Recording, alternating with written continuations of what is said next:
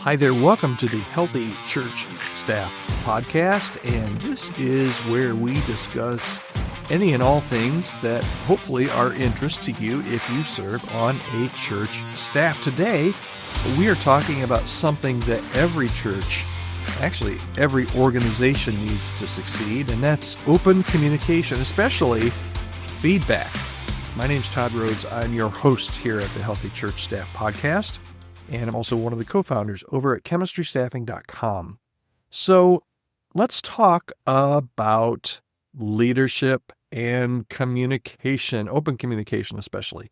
From our Healthy Church Staff assessment that we did last year, we had over 1,000 church staff respond to one of the statements that we made about open communication. And here's what we found. It's really interesting. About 61% of those 1,000 church staff surveyed felt that their church leadership is truly open to feedback and actually implement some changes based on that feedback. So that's really encouraging, 61%.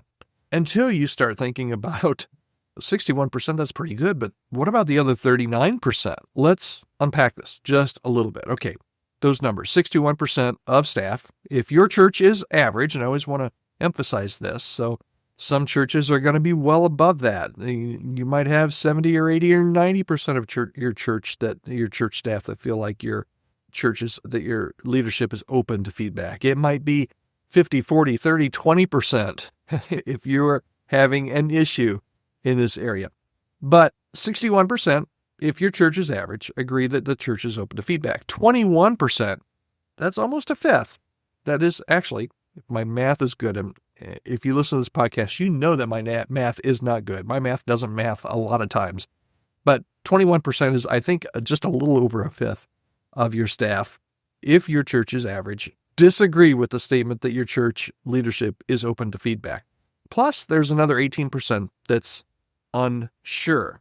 Okay, so let's talk about, first of all, 61%. We're not going to talk about them right now because they're good. They feel they're on Team U. They're on Team Church, and they feel like there is good opportunity to give feedback, that the church is open to feedback, and that the church is actually willing to change. But let's tackle the neutrals first, okay? Nearly 20%, I think it was like 19.4 or something like that, said that we give them the opportunity, disagree, strongly disagree, neutral was right in the middle, and then strongly agree and agree. But 20% said neutral. And so what does that mean? It means maybe they're new, maybe they've not had an opportunity to give some feedback, maybe they're unsure if it would make a difference. But here, you want a quick win to make your church better in this area of communication and feedback? Concentrate on those that are neutral, because they're the ones that are going to be the easiest to get in your corner. They're going to be easiest to make a difference with. So get this group involved. Share stories of how you've done changes in the past, how you've gotten feedback. Hey, we got feedback from John a couple weeks ago, and it was really great feedback. Thank you for that, John. And matter of fact, we're going to do something differently because of that. Those, even in a small thing, in a small way, that's going to make a huge difference. And for the people that are neutral, this is going to make a huge difference in the way that they perceive and in the amount of feedback that they give you. Showing them that their ideas can lead to change, can pretty easily, in some instances, sway that neutral group into feeling more positive and heard. All right, so let's talk about the people that are negative. About 21% said that I don't know that my voice is valued here. I don't know that leadership really listens. I don't know that there's really any change that I can exhibit here. What do you need to do there to sway them? A little clue here. They are harder to sway than the neutrals. And that could be because they feel like they've been burned in the past. Maybe they've made some really positive, what they feel are really positive suggestions. Maybe they've given input. Maybe it's fallen on deaf ears. Maybe they gave their input and you did something totally opposite. I don't know. And sometimes there's instances where that needs to happen.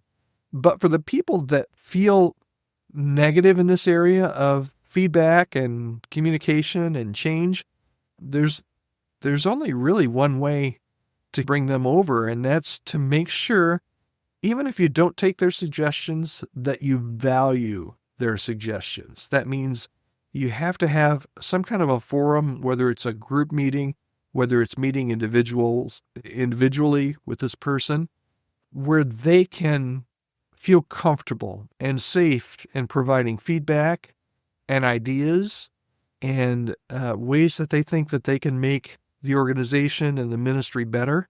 If you can at least get to the point where they will share ideas and feel like they're heard, I think that's half the battle. Now, the other way, once you get to that half of the battle, is to make sure that you encourage them to bring those ideas. And when possible, say yes.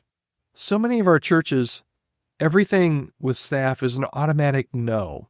And that shuts down creativity, it shuts down innovation. Whenever you can say yes, see if there's a way that you can say yes, especially with somebody that doesn't give a lot of feedback. When they do give some feedback, see if there's a way that, first of all, they can feel really valued in their contribution. But secondly, is there a way where you can give them something from that to encourage them? That's going to be one way that you're really going to be able to turn people from either that neutral group or that dissatisfied group.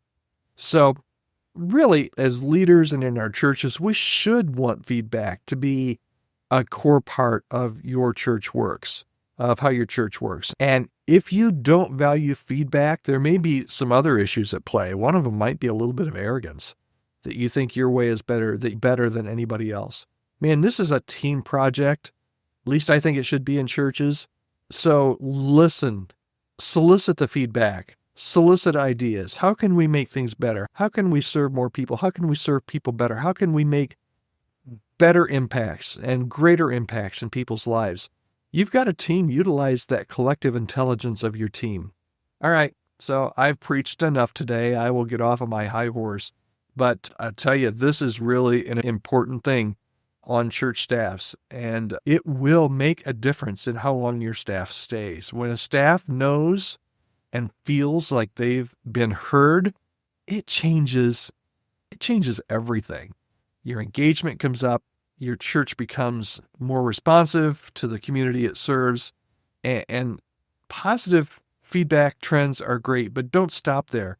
Leadership, you've got to find ways to keep listening deeply, and acting on what your team shares. And you need to be able to show them that you're serious about making their ideas shape your church's future. Okay, I just got on my high horse and kept preaching again. Dang it. This time I really will get off my high horse. I appreciate you listening. I hope this has been helpful to you. And we're going to continue this week talking about, in our series on the Healthy Church Staff podcast, about, guess what? Healthy church staffs and what we learned from our survey last year. I tell you what, we're doing our survey again this year. The same questions, 50 questions. I would love for you, if you haven't taken it already, head over to churchstaffassessment.com. It's absolutely free. You'll get a report after you submit your answers. We will give you a report that tells you how we think you're doing on 7 key areas of church staff. Like I said, it's absolutely free at churchstaffassessment.com. And then we're going to take everybody's, hopefully about 1,000 or maybe even more than that. We're going to take all the responses and issue a report at the beginning of the summer that's going to show the trends, even from last year, on how our church staffs are doing. I think it's going to be really valuable. Again, head over to churchstaffassessment.com to take that today. It's open just for a very limited time, so I'd love to have you be a part of it. And as always, you can reach out to me anytime just by sending an email to podcast@chemistrystaffing.com. And I would love to hear where you are, what you need help with. Happy to help however we can. We do some coaching here, some paid coaching as well. We also can help your church with staff openings if you are looking for a new staff member. So any of those things we would love to be able to partner with your church on. You can reach out to me anytime at podcast@chemistrystaffing.com. Okay, end of commercial and end of podcast. Todd Rhodes out. We will see you here tomorrow.